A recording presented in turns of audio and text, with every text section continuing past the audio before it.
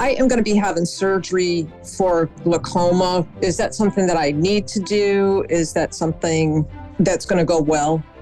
I just got a phone call from my dad about a half an hour ago that my mom's back in the hospital with a really high fever. I've called in about her before. She's almost died twice in the past year, and I'm just really hoping that you can send some healing her way.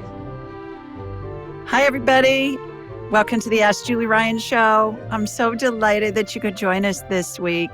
My intention in doing this show is to provide information, insight, and comfort to people all around the world by helping to answer life's unanswerable questions. We got a bunch of callers on hold, so we'll see what their questions are, and it's always fun to see what Spirit has to say about it.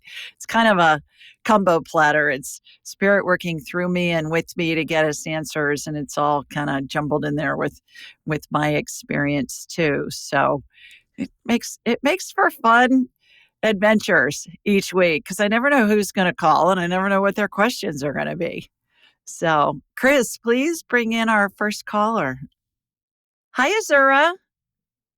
Hi, Julie. Thank you so much. I'm so happy to be on here with you. Oh, how are you, my girl? I just got a phone call from my dad about a half an hour ago that my mom's back in the hospital with a really high fever. I've called in about her before. She's almost died twice in the past year, and I'm just really hoping that you can send some healing her way. Yeah, absolutely. Azura, tell everybody where you're located, please. I'm currently in Boston, and my mom is in Cincinnati. Okay. All right. What's going on with your mom? I just got a call from my dad a half an hour ago. He just took her to the emergency room. She's has a high fever and has, I think, been throwing up. And her past symptoms that were similar is she just loses like days of memory, and she's, I think her fever is about 104.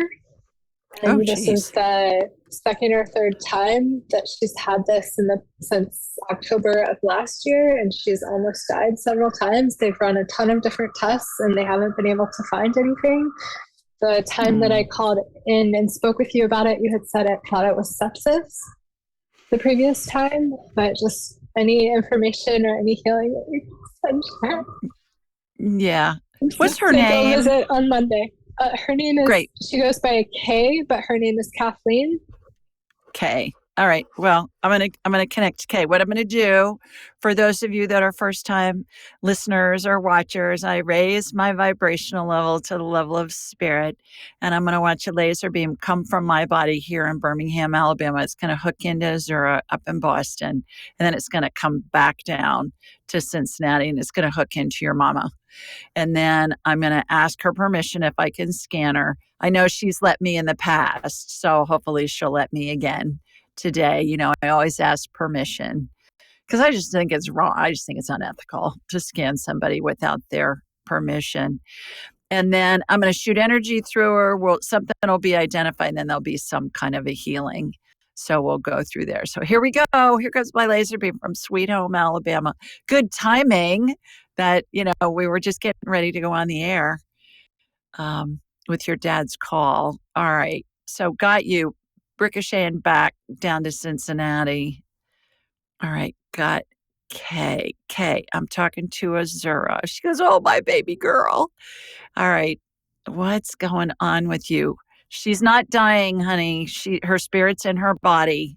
She's very red from her inflammation. So inflammation looks like red fog on body parts. Her whole body is red. Excuse me. So I use anti-inflammatory energy, which is a royal blue color, to get that calmed down. And I'm getting that calmed down right now so we can get underneath it. It's kind of like when you're driving on a foggy evening and your vision is occluded because you can't see through the fog. That's how inflammation is.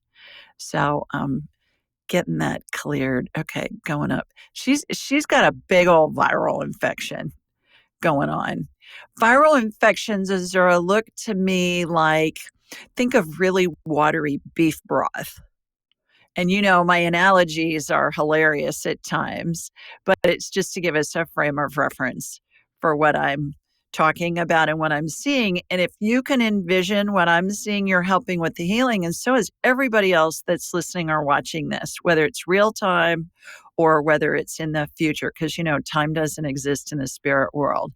So there are thousands and thousands and thousands and thousands of people around the world that are going to be working on your mama. And when we work all collectively, miracles happen at that point. So the viral infection, getting out through the top of her head, excuse me, and clearing that. Okay, it looks like she's being packed in one of those blue refreezable ice packs. So they'll get her they'll get her fever down and get that going back in the right direction. Okay, what's causing? I get it's a viral infection. She's got a really good viral infections.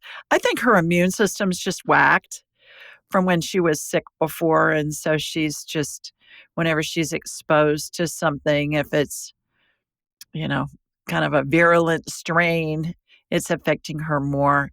Can you go sooner than Monday? Can you change your ticket? I can. I could change my ticket. Would you advise that? Yeah, I do. Can you work from your parents' house? Can you work? Yeah, I just got back from a month of traveling yesterday, so I've been home for less than 24 hours in a month, but I can change things. I have a trip after that, so I will need to pack. Should I go tomorrow or?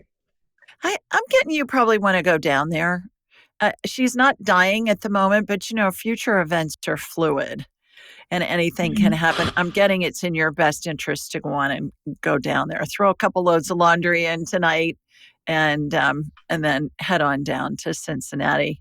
Plus, you'll beat the rush of the Thanksgiving craziness too. So I think it would be best. I think tomorrow is good. Yeah, if you can switch that around with your flights, that would be really good. And I think just from moral support, if nothing else, it would mean the world to her if you were there. I currently I'm getting over a cold. Can you check and see if I'm being around her would cause her any extra exposure? No, you'll be fine. Okay. Yeah, you'll be fine. You'll be fine and she'll be fine. Yeah. I just think, I've gotten that 4 or 5 times for you to go ahead and go on down. Yeah. Okay. So keep us posted. Let me know how she's doing. She's not dying at the moment.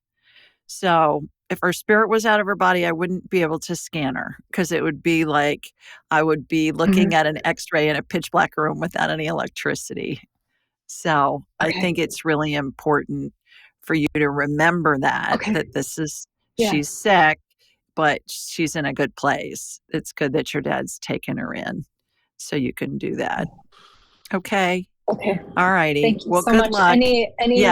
Any specific medicines that are coming through that she should be on? I don't do Western medicine, but my mom is all about the Western medicine.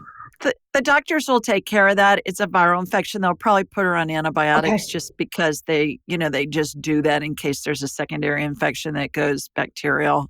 But for you, I would do 1,000 milligrams of C and 50 of zinc. And get the buffered vitamin C. If you probably have it already. I have the lymph vitamin C, the lymphocytable vitamin C. You want to crank that up just to help you get over your cold. And then the zinc really ramps up the vitamin C. Heck, they cured polio with vitamin C. Vitamin C works with everything. So I have a quick story for you on vitamin C to give you an idea of how well it works. Many years ago, I had LASIK surgery on my eyes, and like 25 years ago or something, and it's worked great. And about 5 years after I had it done, I had my eyes corrected for distance. My right eye wasn't as clear as my left eye, and so I went back to the ophthalmologist, and he said, "Well, let me redo it." And he said to me, "Do you take a lot of vitamin C?" And I said, "Yes, I do every day." And he said, "Well, I don't want you to take it for 6 months." And I said, "Why?" And he said, because it heals the body so well that when we do the LASIK, we want a scar to form on the eyeball because it changes how the light's refracted. And he said, when you take vitamin C, it doesn't let the scar form. It heals the eyeball too well. So he said, I want you to stay off of it for 6 months. And I did, and my eye's been fine for the last 20 years. So I thought that was a really powerful statement about how wonderful vitamin C is to help us heal. Okay, thank you so much, Julie. I really appreciate it. You're welcome. Okay, keep me posted. Hey, Paul. Hey, Julie. Thanks for taking my call. How are you doing? I'm doing well. How about yourself? Terrific. Thanks. Please tell everybody where you're located. I'm just outside of Seattle, Washington. All right. Terrific. What's going on up there? Well, I'm calling regarding my wife. She's got just something terrible going on with her digestive system. We've been going to the doctors quite a lot, over a long period of time. And we just they haven't been able to figure it out exactly. I mean, they found out a few different things, but she also has a poor immune system. She's immunocompromised. So I guess I'd like to know if there's any way to figure out what's going on with her. And then also they have a procedure scheduled for Monday, a pretty routine procedure, colonoscopy, but she's concerned about going into the hospital and being such a weakened state, and also with her immune system being such that she might pick up something else there. So all that rolled up, it's just a lot of anxiety around that, but really would like to know if you can see anything with her, and any ideas around this whole thing. So absolutely. What's her name, Paul? Her name's Lori. Lori. Okay. All right. Let me get Lori on my radar. You know how this works. Here comes my laser beam from Sweet Home, Alabama. I'm hooking into you, and from you to Lori. Lori looks really inflamed too, like Azura's mom. So whole body inflammation, getting that calmed down. Looks like red fog on body parts. And I use anti-inflammatory energy to get that calmed down so I can see what's going on underneath. I'm really inclined for you to suggest that she follow her intuition on that colonoscopy. She can reschedule that when she feels better. I mean, it's not unless it's something that they're saying is critical that she have it done. They're basically saying for them to do more. The insurance company says we have to do this to be able to go on to the next. Yeah. And do you have to do it before the end of the year? No, not necessarily. Okay. We can, that's not a consideration. But. Okay. Because a lot of insurance, people are trying to get the procedures done before the end of the year because they've met their deductibles. Yeah, I mean, from a financial perspective, there would be some incentive to do it that way. But I just want to do what, that was the right thing to do at the right time to do it, not let finances determine that. So. Yeah. Well, aren't you the perfect husband? Look at you. Yeah. For those of you that are listening and not watching, Paul looks like a little boy in a big man's body, and he's got these great dimples. You should see his dimples. He is so cute. All right. So I digress. Sorry. I'm getting it's not in her best interest to have the colonoscopy on Monday.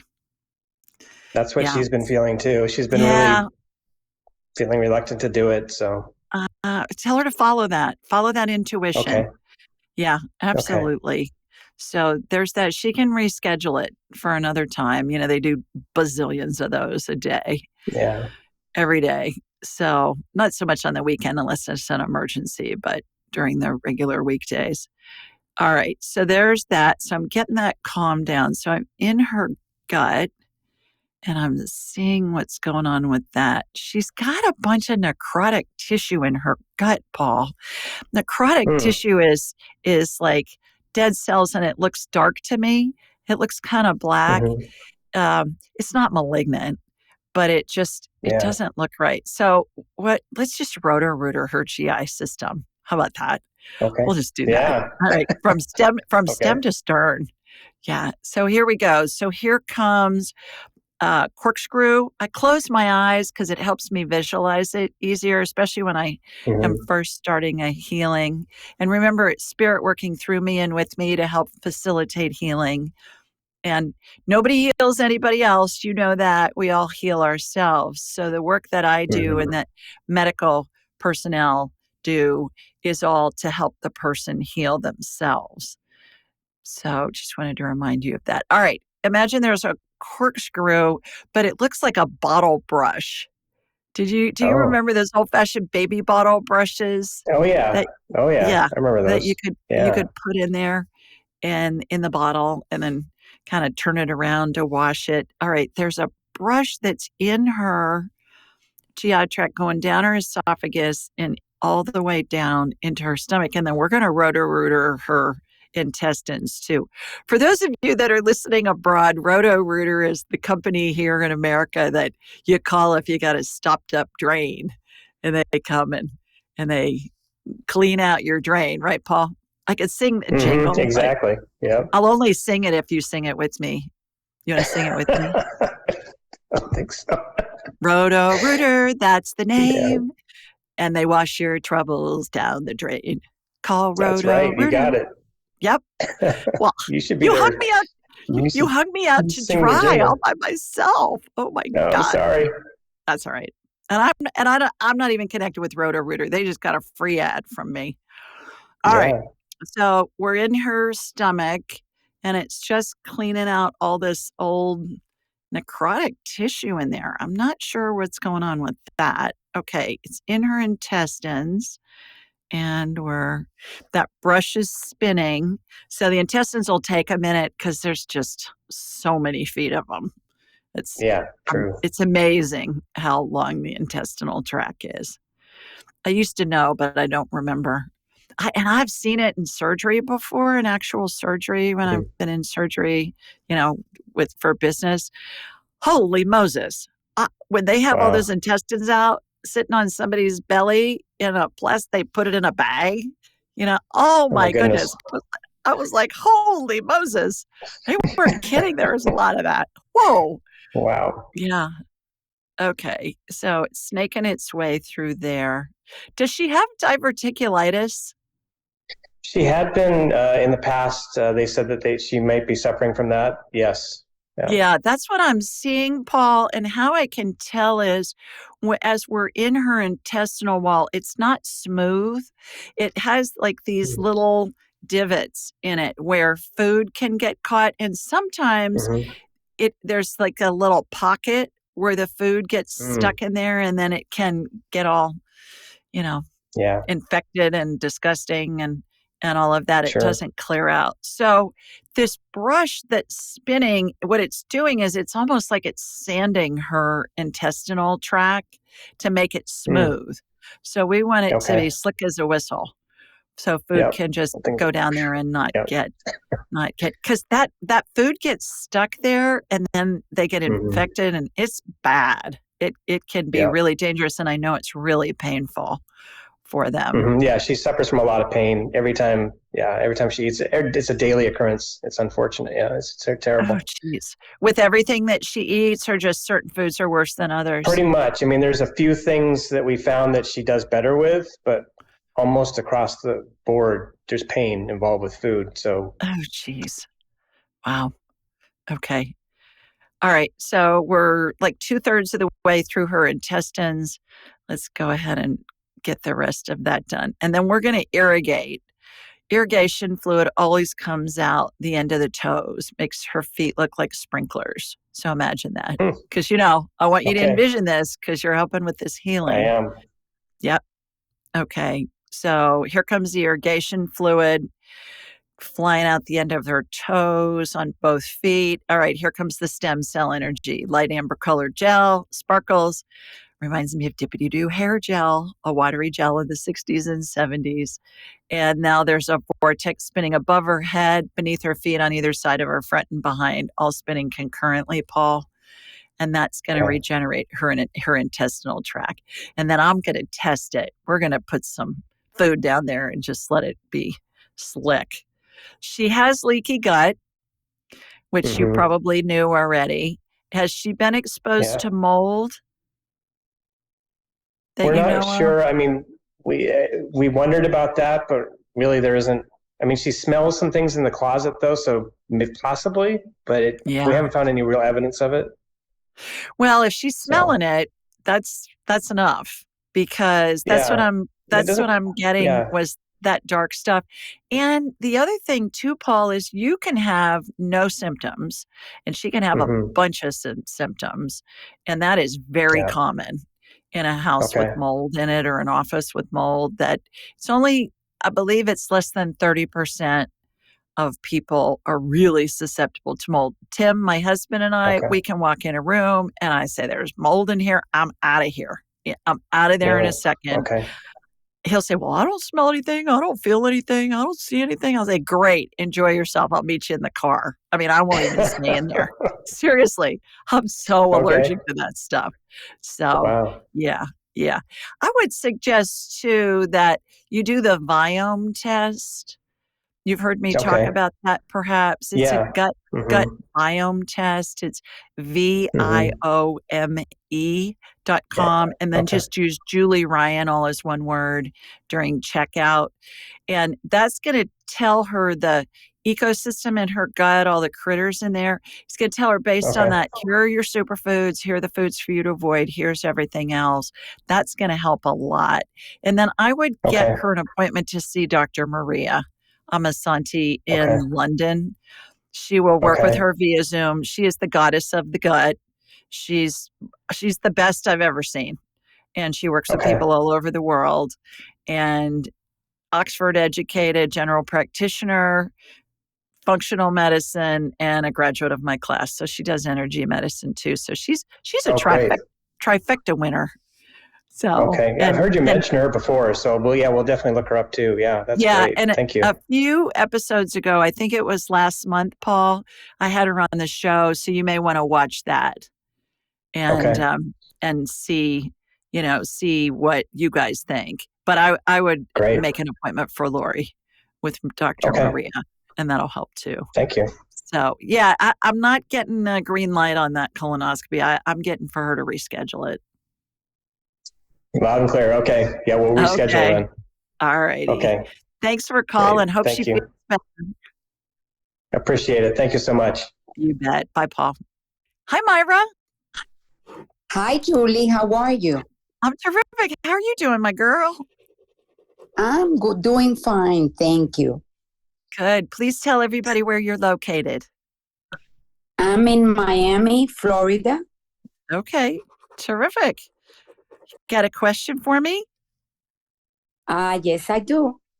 I would like for you to scan or look into my baby grandson. He's 17 months old. Yeah. And you've looked into him before, a long time ago. Tell me his name. Bryce, Bryce. Bryce And Anthony. And remind me where baby Bryce is. He's here in Miami too. Okay. And what's going on with him? He was diagnosed with epilepsy when he was 4 months old. Mm. I think you might remember, but you just talk to so many people.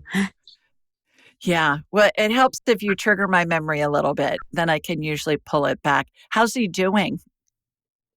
Well, he's on 3 medications right now, but the seizures are still, they're still there. They haven't controlled the seizures. So I would like to see what you can see. We're going through a lot, it's been a year and some months. Yeah. Oh, boy. Okay. I know one of the things that they do to treat epilepsy is putting children, especially, they've had lots of success by putting them on a ketogenic diet, a keto diet. So like nothing refined, just whole foods, no sugar, no wheat, no dairy, that kind of stuff. Just a keto, low carb diet. Has your daughter been able to help with that? I know they haven't talked up. I guess since he's so little, they still haven't told her anything about that yet. They're still trying cocktails of medicines to see if they can, reach the one. There are so many studies that have been done for over 100 years, Myra, on the ketogenic diet and having it help epilepsy, especially in children. And in a lot of instances, they completely stop the seizures with the diet. Oh, So look that up. That's some things that you can research for your family and just look up okay. epilepsy and ketogenic diet children. Ketogenic. Yeah. Yeah. And you'll get that. Okay. All right, here we go. I'm gonna connect to you, and I'm gonna connect from you to Bryce. So here we go. Okay. My laser beam's heading south to Miami from Sweet Home, Alabama. All right, got you. Going to Bryce. Okay, got Bryce. Bryce, I'm talking to your, what does he call you? Nanny? Well, he tries to say Abby, but he Abby. still doesn't. Yeah. Okay, I'm hearing nanny. So, but that's close, right? That's close. Pretty close. Okay. Bryce, I'm talking to your Abby. He says, yeah, my nanny. He wants to call you nanny, is what he's telling maybe me. because I take care of him, so I'm actually his nanny. Yeah. Well, nanny is a grandmother name too, a fun grandmother name. Okay. Okay. So is it okay if I scan you? Yes. All right. So we're in his brain, and neural pathways in the brain look like laser beams crisscrossing a room in a museum that are guarding the part of the security system that are guarding the paintings and the artifacts and the statuary and all of that. And so he's got some of them that look like there's a short in them, like an electrical wire has a short in it. Have you ever seen a cord or a wire that kind of will spark, that it's broken maybe, and the electricity gets impeded going through it? That's what I'm seeing, Myra. So what I'm doing is I'm watching stem cell energy I'm watching the part of that neurological pathway get cut, and then stem cell energy is being used to put new wiring in there, if you can imagine that. So imagine you've got a laser beam, and part of the laser beam's malfunctioning. So we're going to clamp the laser beam on either side where it's malfunctioning, remove that part, and put a new part in with stem cell energy. So imagine that there's this really tiny, tiny, tiny little tube that stem cell energy is going into, light amber colored gel, sparkles, reminds me of Dippity Doo hair gel, and there's a vortex spinning above it. So we're regenerating that part of the neurological pathway. Does that make sense? Can you envision that? Yes, I understand what you're saying. And these images that I get in my mind's eye are to help us have a frame of reference from our human perspective for this energy healing that's happening, because we don't have a frame of reference for that. I mean, heck, you can't tell when a body's healing anyways. We can't see it. We can just see that the cut is healing or the bone is healing on x-rays, but it's not like we can see it with our naked eye anyway. And so this is the same way. All right. So got that going. There are 3 sections that are being repaired right now on baby Bryce. So we've got that. He's cute as the dickens. He's awful cute. Yeah. Yes. Sweet boy. Yeah. Okay. All right. There's a vortex spinning above his head, and that's regenerating those neural pathways. They just all lit up. So they're all repaired. Now that healing will integrate into his body, and that can happen instantly. It can take days, weeks, months, may need some kind of complementary care, like change in diet or whatever. But certainly it's going to be his spirit's choice of how to integrate the healing. How is he on all those meds? Is he lethargic? No, he's pretty much okay. The only problem he'll be 18 months this week, and he does little steps, but he still doesn't walk by himself or anything like that. That's the only thing that I see that he's a little behind. Can he crawl well? Does he crawl well? Oh, he crawls perfectly. Yeah. The only problem, he stands up perfectly. I was going to ask you that too, if you could see anything about that. Yeah. He stands up perfectly, but like I said, he stands up holding on. It's like he wobbles a lot, you know. He can let go of his hand. He's fine. Yeah. The fact that he can crawl, he's fast when he crawls is what I'm seeing. So he doesn't need to walk. Yes. He can get everywhere he wants by crawling. One of these days, he's just going to take off and he's just fine. Yeah, he's fine with that. So I hope so. This is terrible, Julie. Because you sorry. never know what's going to happen, you know? Mm-hmm. He's so happy, and then all of a sudden a seizure comes. So it's awful. I'm so sorry. Yeah. No, look up the ketogenic diet. I will. I will. I See definitely what you can find out about that. Okay. All righty. Thanks you so much for calling. Thank you. Okay. Have a good evening. You too. Bye-bye.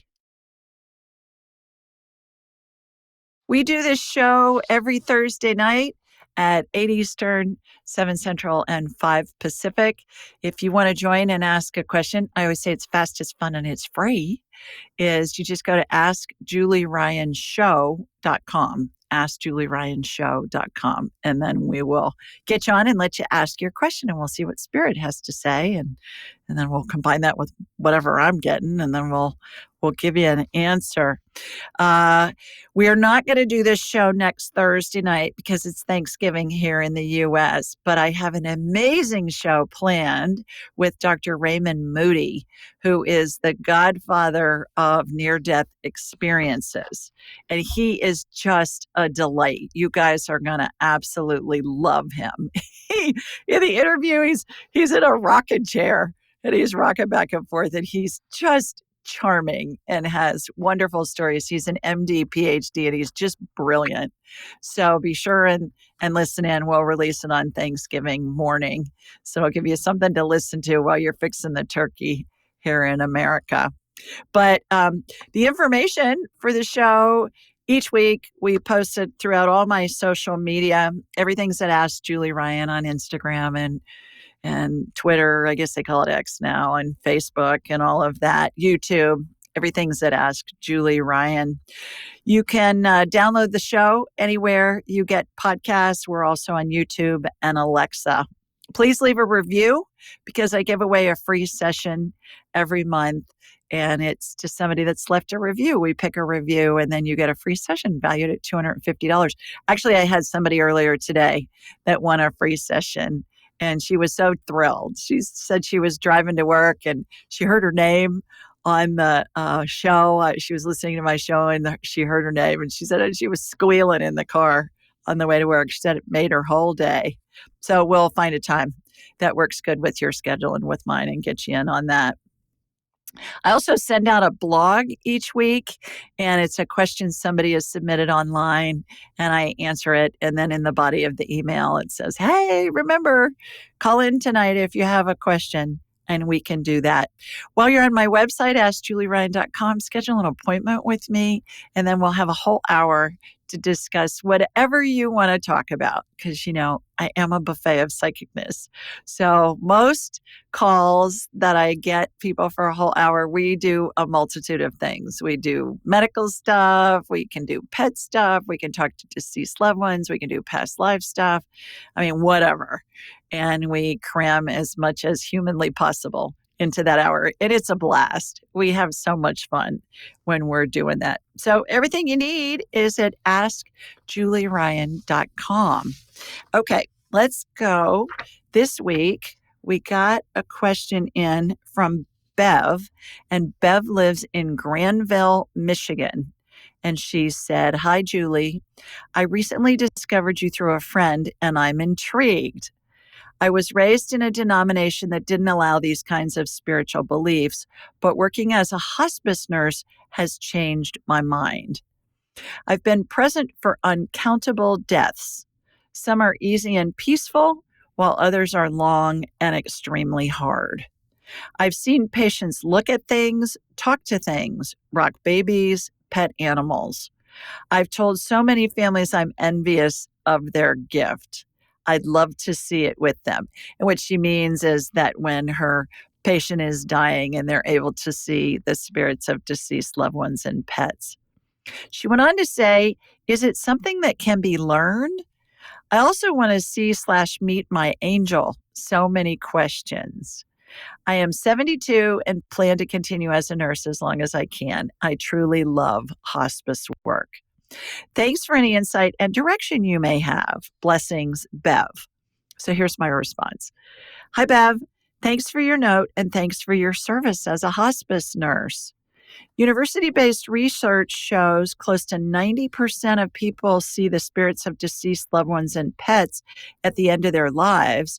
But then you and all who work in critical care, hospice, and as funeral directors already know that. It's what I discuss in my angelic attendants, what really happens as we transition from this life into the next book. We're all born with intuitive abilities. Our heads act like a big satellite dish and can receive and send frequencies, and every spirit has its own frequency.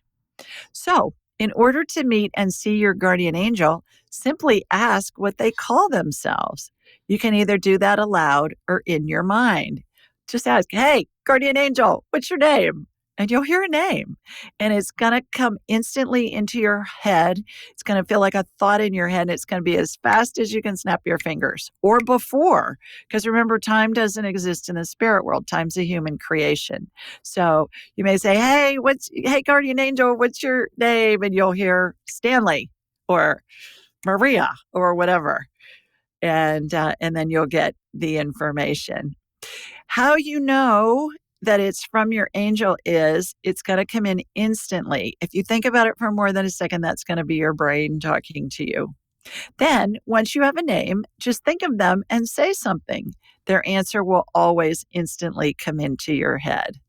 Initially, it may feel like you're imagining your angel's response, and the more you talk with them, the more validation you'll get, and that'll help you trust the information you receive.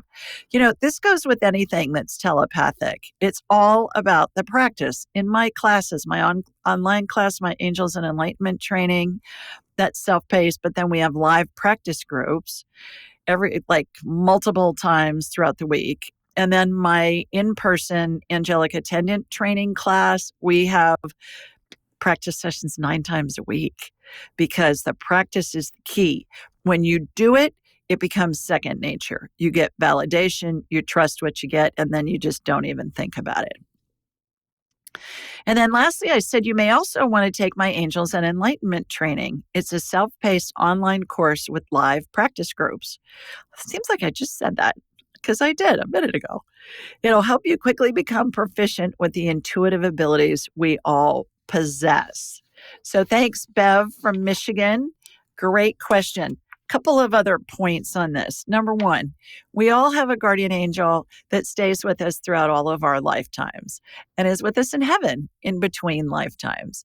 So I think that's pretty cool. Secondly, I talked to so many guardian angels that throughout the years, I've teased them and said, because I'll ask them what their name is, and they'll come in with some name that's got like 15 letters, and they're all consonants, no vowels.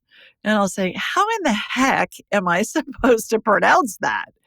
Because it's either some dead language or it's from some different universe or something. Who knows? But it's just craziness. So now they've worked with me so much that they just give me names that are easy because I've said, can you just give me an American English name that's easy to pronounce?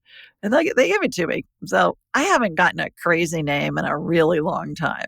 And so if you get a name that you have trouble pronouncing, either ask them if there's a nickname you can call them and they'll give you a name, or just say, hey, can you give me a name that's like an understandable name for me? And they will oblige. So thanks so much, Bev, for that question. Hi, Cindy. Hi, how are you? Thank you. Thank you for this terrific. time. How are you? I'm okay. I'm in Duxbury, Massachusetts. Okay. I love your sweatshirt. You got a compass on your sweatshirt. Oh, yes. Thank you. Thank you. You look like a sailor. Yeah, down by the sea over here. Yes. Terrific. Well, welcome. You got a question for me? I do. I have a couple things on my heart. Yes. So I've been married almost 37 years, and things are just rough. I don't know. He was away and came back, and I'm just questioning whether we're to be together. It's just we just moved back in. He was in Virginia, and long story short, he came back. It's for his job. He works for the VA. We're both I'm not military, and he was military too for a while. But and it just seems each time we get together, there's just we can't. It just seems like this angst, and I feel angsty inside myself, and I feel hurt by some of the things that have gone on with the two of us in the past, and this decision that he was with his job. And I don't know, long story short, I just want to check into the spirit with that. I know it's affecting, my health feels tight. I take care of my 2 grandchildren 2 or 3 days more a week, and I just feel lost. I'm also somebody that did hospice work, and I take care of the elders, and I have one living with me right now, and we're great friends. And it's just rough, There's a part of me that wants to be that friend again with Dave, but I don't know. It's just something that I can't put together. How long has he been gone? He was in Virginia for 3 years, and he came back and forth on vacations, and that type of thing. And to him, in his mind, it wasn't a separation. In my mind, it felt like it, because we sold our house, and so we're in that space right now. We don't own anything. We sold the house and we left, and I felt not supported, and I moved out there for his job. He had his dream job, took it, and there were so many things that I wanted as me. And they just weren't able to be manifest. And then he went through his whole thing with his PTSD from the military and all this stuff. And now he comes back, and he wants everything to be there. But it's almost like he wants it, but doesn't want to do the work. And I'm just so conflicted. And I think I had, last time I talked to you, and I seen one of your ladies you referred me to, I had that mold and toxicity myself. I'm not sure where my body's at, but I go back to my daughters, who I take care of the children, and I feel like there's something in that home. I feel like the kids are sick, and but mostly right now I'm really just concerned about, my gosh, do I stay in this relationship? I feel like I just feel like I'm not sure. I feel like my compassion level is gone in some ways. I try to forgive and let the past go and all that, and it just seems like it's always there. Yeah. Is he abusive, or there's just not much of a connection? There's just not much of a connection. Just energetically, it just doesn't feel like we're always butting heads about the silliest things. But no, he's not abusive. We're not. I think verbally, both of us, I think there's a lot of reactivity there. I think, definitely think that. I mean, the friend, the 94-year-old that's living with us, he's such a gem, and we both get along with him so well. He even gifted us a trip to Panama, and Dave and I, we couldn't get there together, but Dick and I will go together. It's all right with me, I'm happy to help him fulfill some of the things on his list. And I think it's a funny thing, because I think this, somebody said to me, Dick has given you the value that you've always wanted, as a woman and as a human, as a person. And he's showing you that you're worth that. And, Dave's all about his job, Yeah. Okay. Well, first of all, thank you for your service, and thank you for his service and for being a military family, because I know, you get moved around a lot, and it's not easy. My husband grew up in a military family, and he loved it, but I know it's rough. on the wives Yeah. and on the kids when you're moving around a lot. So thank you for that, first of all. Yeah. Secondly, when you were talking about Dave, the first thing that came into my head as you were talking, and I call those divine downloads, that spirit giving me information to pass on to you, was, have you ever heard about the 4 love languages? Have you read that book? Mm-hmm. Yeah. Yes. Reread it, because Mm-hmm. find out what his love language is. And if you don't know what yours is, figure out what yours is and then let him know. Because if your love language is acts of service, and that means that you feel loved when he does something for you, you're not going to feel it if he's just saying, oh, gosh, I'm so glad to be home and I'm so glad to be here, and you're waiting on him. Well, no, that's not making you feel loved. And then likewise, you need to find out what his love language is too, because otherwise we're doing stuff that we think are going to make the things that are going to make the other person feel loved and feel cherished and valued and all of that. But it's based on how we feel, not on how they feel and how they're going to receive it. Does that make sense? So Total I would, sense. Yeah, I talked to him about that. I said, it's like the fish and the squirrel and the fish, this squirrel gave the fish the most precious nest he had up in his tree, and the fish ended up dying. So, yeah, we're very well aware of that. And I think that sometimes that's, when I feel like when I sold the house and left my job and everything else, there's not much more that I could do, and like I say, I just feel like it just doesn't come back, And I don't know. So that's number one. Number two that I got was 37 years is a lot of history. So if you can figure out a way, I know so many people that go through a rocky point in their marriage and they push through it and then they stay together, and then they will tell you they're so glad that they did, because there's so much history there and so many joint experiences with your family and everything, that if you can put the work into it and have him do it as well, that's the best right there. If you can figure out a way for that to happen, that's number two. Number three is my 2-minute rule. Have you heard about the 2-minute rule? Have you heard me talk about that? No. Our heads are big satellite dishes, and they receive and they transmit frequencies. Every spirit has a frequency they keep throughout all of their lifetimes. And every thought has a frequency as well. So when a thought comes into our head, it doesn't have a meaning until we give it a meaning. And thoughts either feel good or they feel bad. If they feel bad, they're based in fear, always, 100% of the time.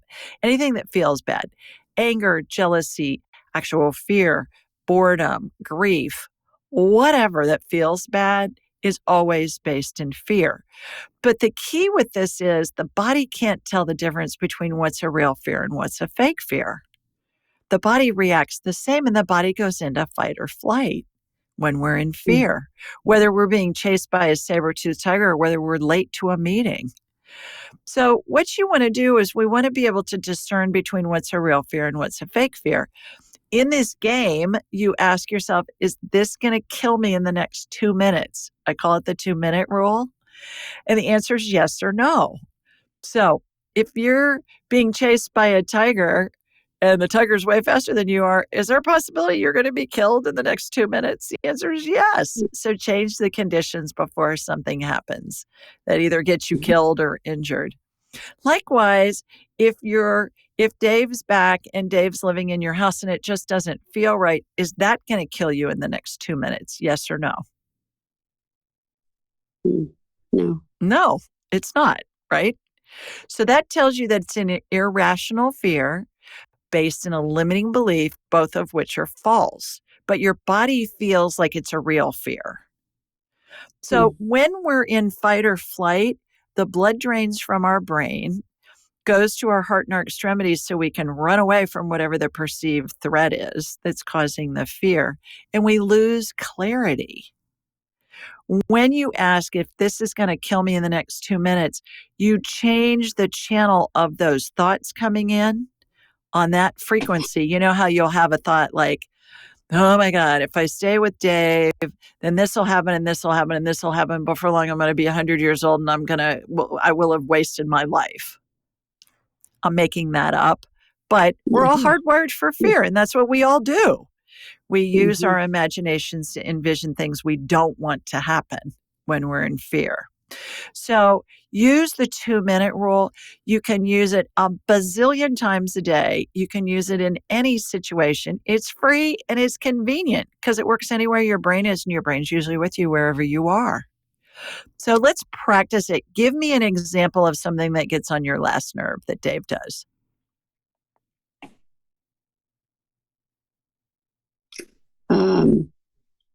He doesn't follow through with agreements that we make. You know, Such as? like simple, even keeping a date night. A perfect example just before the call, what made me come on the call, actually. We were dropping we have a van that has 231 miles on it. We were going to put it in to get fixed for $2,500 or something instead of getting a new van.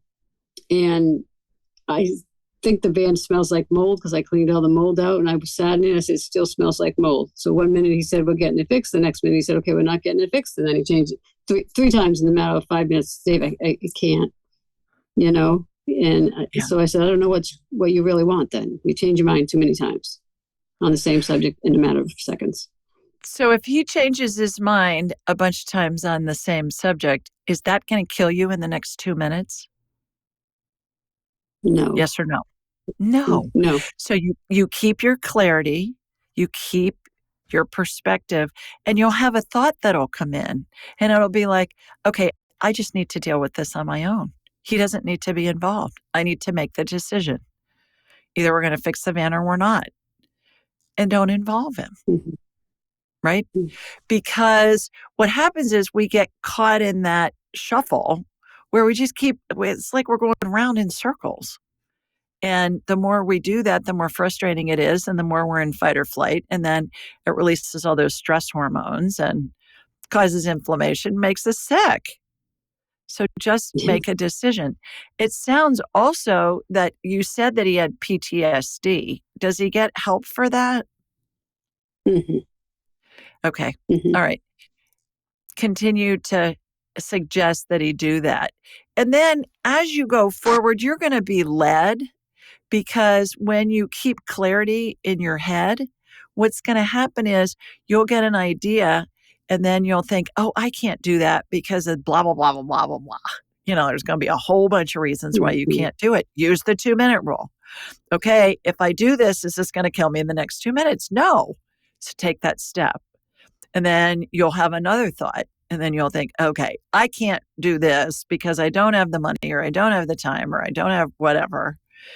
And if I do this, is this going to kill me in the next 2 minutes? Nope. Just keep doing it. Every time fear comes up, it'll become a habit. And then before long, you just walk around and you're going to feel good most of the time. And you're going to think, I don't even know why I feel good, but I just do. And that's when you attract more good feeling things, because we attract where the vibration of our thoughts is at any given moment. Does that make sense? Totally understand that. I took energy medicine school for 3 years and was a clinical hypnotherapist. I totally understand it all. And that's why I don't understand. I was just so in my own zone, in my own flow until he came back. And now I'm like, you know, and we both had the same stuff for the middle. And it's just, it is a vibrational energy. It's like, I mean, we don't sleep in the same bedrooms anymore. And it's like, the minute we come in that space, my body does. It goes into this, whoa, I'm not sure this is safe mode. Okay, so do the 2-minute rule. Make it a habit. I don't even think about it. I've used it so much. And it's simple. And when I got that downloaded to me about 5 or 6 years ago, I thought to myself, really, can it be this simple? And it is. And it will enhance your life in every area. And then when you're thinking clearly, you can make those decisions about, do I want to stay with them? Do I want to live in the same house? What do I want to do? But when you're feeling agitated, unless you're being threatened either verbally or physically. You Mhm. want to have clarity in your head before you make those kinds of decisions. And right now, you're stressed out about it. So you Mhm. don't have clarity because you're in fight or flight. Does that make sense? Mhm. Makes sense. Yeah, and Okay. I've had a number of health issues going on 2 minute myself. rule, So, girl. 2 minute rule. all right. That'll be the Thank key. you. Okay. Good luck. Let us know how it goes. Enjoy Thank you. Panama. Thank you. You're Well, welcome. Bye-bye. bye. Hi, Pamela. Hey, How are you, girl? I'm going to make this quick. I think we're kind of on the last minute here. I am going to be having surgery for glaucoma where they put the drainage in my eye. Can you see or pick up how that's going to turn out? Is that something that I need to do? Is that something that's going to go well? Okay. Where are you, Pamela? Where are you located? In North Carolina. Okay. So the glaucoma, the energy went to your right eye first. Is your right eye worse than your left? That's the one, yes. Yeah. All right. So are they going to use a laser and put little holes in it to relieve the pressure? No, it's actually going to be the surgery where they're going to put like a little drainage tube in the right eye. Okay. So is it in Pamela's best interest to have surgery on her right eye for her glaucoma issues? I don't get a yes, I get an absolutely. I got absolutely came in. Yeah. Will it be successful? I get very. It will be very successful. When are you going to have it done? December 12th. And that was one of the things I was thinking. It's like, I think the retrograde starts on the 13th. So, that was kind of like, is it, astrologically, a good time to do that? So let's ask, is it in Pamela's best interest to have glaucoma surgery on her right eye on December 12th, 2023? I get a yes. Okay, awesome. And do you feel, because I've had this for 40 years and, I've been on drops and they stopped working. And then, do you feel this is like past life or, I've just done so many different modalities to try to heal it and without success. Yeah. What I'd like to do is get you on my radar and do a healing on you. And then we can go from there. If it's a past life thing, we can do that real fast. But do I have your permission to go ahead and zap on you on that eye? Let's go ahead and fix that eye so when you go in for the surgery, it's already a done deal. You just got to go through the motions. Okay. Sounds All right. good. So here we go. Here comes my laser beam heading over to you in North Carolina. All right. Got you. All right. So on the right eye, what I'm watching are these little tiny holes being put in your eye with a pinpoint laser to let the pressure out of your eye. And then I'm watching, this is interesting. Have you ever, my analogies crack me up at times, a lot of the time. Have you ever been in a doctor's office where they used to have like a little square door in the wall from the bathroom, like into their lab, so you could put your urine specimen, through the little doorway and they would get it? Do you know what I'm talking about? Yeah. Exactly. Yes. I just saw a little door like that, Pamela, in the back of your eye, and I watched it open and I watched all this pressure come out the back end. It was like, the pressure was building in your eye and then this little door opened and then it all came out the backside and then the door was closed again. Obviously, that's a metaphor for releasing the pressure. That's not really a thing, but it's symbolic for the healing that's happening. I haven't seen that before. That's always fun when I get to see new stuff. And I do many times a week, which I love with this healing stuff. All right, let me go over to the right eye and see what's going on there. So you have it worse in your right eye. Let me go over to the left eye because that procedure was just done on the right eye. The right eye looks way worse than the left eye. Is that what the doctors are saying? Yes, I have vision loss in my right eye. Yeah. Okay. All right. So I'm scooping out part of your eyeball. Imagine your eyeball is made out of Jell-O. And I'm scooping it out in the middle. And then we're going to put stem cell energy in there just to heal that eye. Light amber colored gel, sparkles, dippity-doo. And then there's a vortex spinning outside of your eye that's regenerating that eyeball. And then what I'm going to watch is I'm going to watch your eyes get balanced. I even see a contractor's, I don't even know what they call that bubble thing that they can tell if something's straight. The leveler, I think is what they call it. And they'll put it on a 2x4 or something. And then there's a bubble in the middle and they want to make sure that it's level. Yeah. I see that used with eyes all the time to be sure the eyes are level. All right. Got that going. Okay. Is this from a past life? I get undoubtedly. Yes, absolutely. So you want to do a past life thing real fast? Are you game? I would love to. Okay. I'm all on board. Okay. I love doing past life stuff. It's so much fun. So I envision myself, Pamela, in this endless hallway and very narrow, very tall ceiling lined with mirrors, vertically and horizontally in columns. The mirrors are big. They're big square mirrors, and each mirror represents a different lifetime. So we're going to ask a question. Does Pamela have any past lives in which something happened that's affecting her having vision problems in this life? Is that a fair question? Yes. Something like that. Okay. And then the lifetimes that pertain to that will come out, those mirrors will come out from the wall as if they're on a hydraulic arm. And then I'll say, show me the one that correlates the most. And that one will come out the farthest.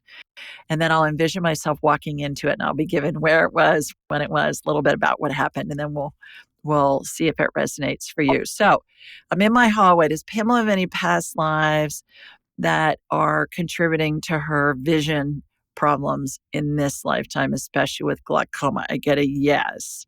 All right. So there's a bunch of mirrors coming out from the wall. Pamela, I want you to envision this. Show me the one that correlates the most. That one's on the right side. It's up. I'm going down the hallway. I see myself in a forklift that gets lifted up to where the mirror is. I'm walking into the mirror. The year's 1927. Oh God, you're in one of the camps. I get Auschwitz. Holy mackerel. All right. And I get that there are light flashes. There was some kind of torture thing where they were doing light flashes in the eyes, like for long periods of time. I've never heard of this. I don't know if it's a thing, but that's what I'm seeing. Like a strobe light kind of in your eyes close up.